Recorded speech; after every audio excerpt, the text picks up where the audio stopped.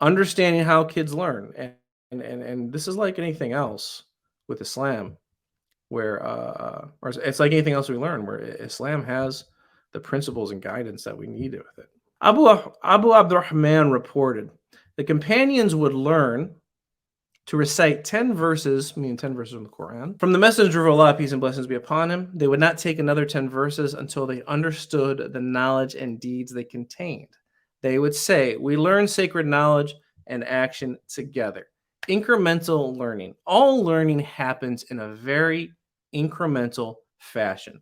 The biggest mistakes that people make with learning, especially teaching kids, they try to get them doing too high a level of a thing too quickly, and they are not patient enough in the beginning of learning. Something I always tell teachers that I coach that's absolutely true with learning.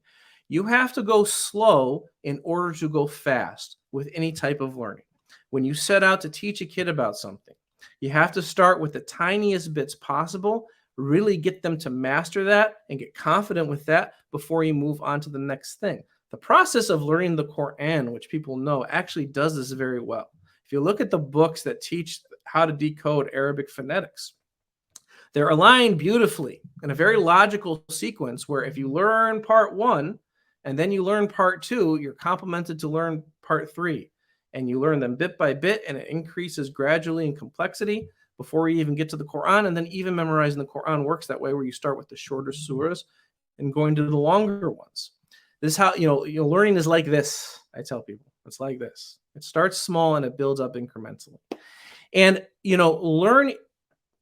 knowing how to teach kids, knowing how to get kids to talk with you at deeper levels and this type of thing, and building them up and teaching them lessons. It's less tactical than all that nonverbal stuff that we were learning before. What I mean, there is tactics involved with it, but it's less precise in that you can do this. Like with the nonverbal stuff, you can know, okay, if you're interrupted, you pause, you breathe. There's a very direct process to it.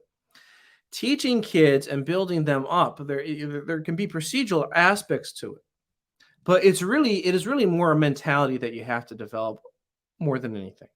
And that mentality is rooted in understanding how kids learn and how you build them up and how they develop. And this incremental type of learning where you master one thing, go on to the next, and you build up slow with consistency over time. This is Islamic learning. This is what Islam gives us.